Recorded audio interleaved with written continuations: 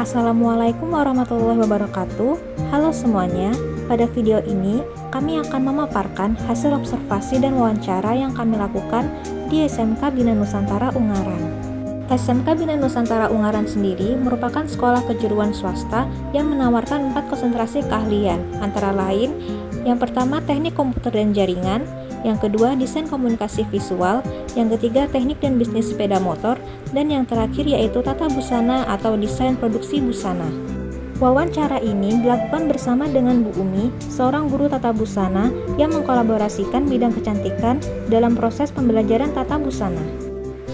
Melalui observasi dan wawancara ini, diharapkan kami dapat mengetahui proses pembelajaran yang diterapkan oleh guru, mengidentifikasi pendekatan yang digunakan dalam pembelajaran, serta menganalisis keterkaitannya dengan teori-teori psikologi pendidikan.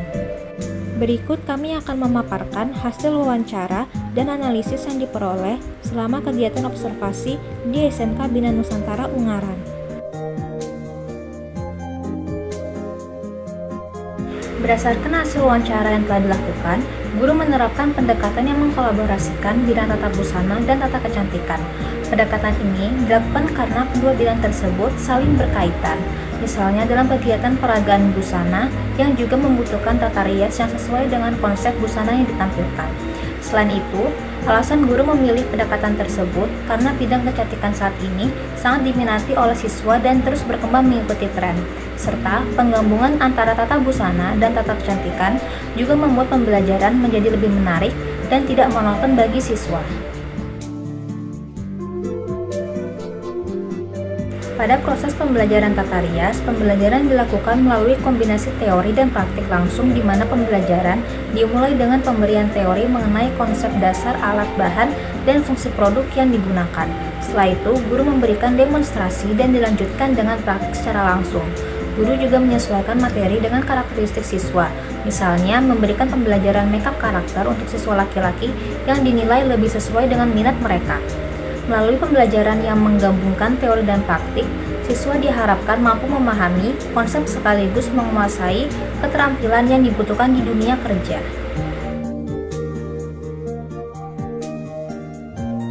Salah satu kendala yang dihadapi adalah adanya siswa yang pasif, kurang percaya diri, atau mengalami kesulitan saat melakukan praktik.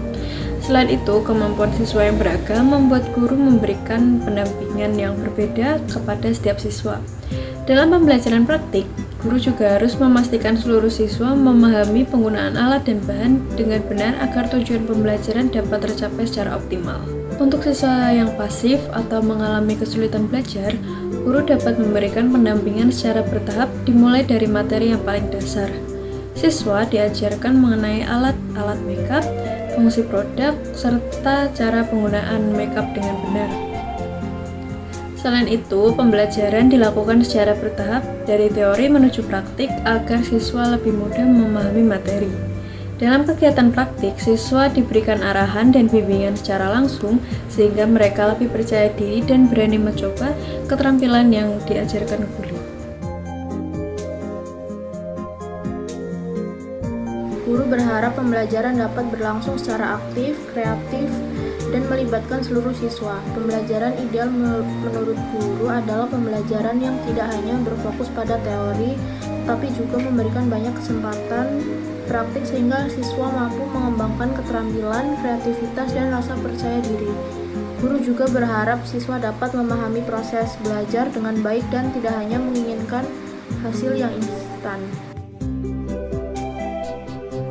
Berdasarkan hasil wawancara, teori yang paling sesuai adalah teori konstruktivisme yang ditemukan oleh Chan Piaget dan dikembangkan oleh Lev Vygotsky. Teori ini menjelaskan bahwa siswa membangun pengetahuannya sendiri melalui pengalaman belajar secara langsung. Hal tersebut terlihat dari pembelajaran yang dilakukan oleh guru, yaitu dimulai dengan pemberian teori, kemudian pengenalan alat dan bahan, kemudian dilanjutkan dengan praktik tata rias dan perawatan kecantikan. Melalui pengalaman tersebut, siswa tidak hanya menerima informasi, tetapi juga mengembangkan pemahaman berdasarkan apa yang mereka lakukan secara alami. Selain itu, pembelajaran juga sesuai dengan teori belajar eksperimental learning dari David Kolb yang menekankan bahwa pengalaman secara langsung merupakan sumber utama pembelajaran. Dalam pembelajaran tata busana dan tata kecantikan, siswa belajar melalui praktik makeup, perawatan wajah, dan penggunaan alat kecantikan, sehingga pengalaman tersebut menjadi sarana untuk membangun keterampilan dan pemahaman yang lebih mendalam. Apa yang bisa diperbaiki dari pembelajaran saat ini? Meskipun pembelajaran saat ini sudah berpusat pada praktik dan cukup relevan dengan kebutuhan siswa, siswa, terdapat beberapa hal yang dapat ditingkatkan. Yang pertama yaitu guru dapat memperbanyak penggunaan pembelajaran berbasis proyek atau project-based learning. Misalnya siswa diberikan tugas membuat konsep riasan untuk suatu acara tertentu, melakukan perencanaan, praktik hingga mempresentasikannya. Hasilnya, dengan begini siswa tidak hanya menguasai keterampilan teknis, tetapi juga kemampuan berpikir kritis, kreativitas, dan kerjasama. Yang kedua, guru dapat meningkatkan variasi metode pembelajaran agar siswa yang pasif lebih terlibat, misalnya melalui kerja kelompok, demonstrasi oleh siswa, studi kasus, atau penugasan berbasis masalah yang berkaitan dengan dunia kecantikan. Yang ketiga yaitu pemanfaatan media digital dan tren kecantikan terkini dapat lebih dioptimalkan. Mengingat siswa sangat dekat dengan media sosial, guru dapat memanfaatkan video tutorial, analisis tren makeup, atau portofolio digital untuk meningkatkan motivasi belajar. Pembelajaran yang diterapkan oleh guru sejalan dengan teori konstruktivisme, karena siswa belajar melalui pengalaman praktik.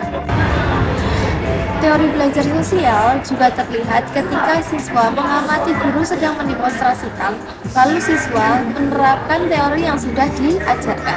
Selain itu, teori motivasi juga menjelaskan ketika seorang guru menggabungkan antara teori dengan tren kehidupan kecantikan siswa akan meningkatkan motivasi belajar dan minat belajar mereka.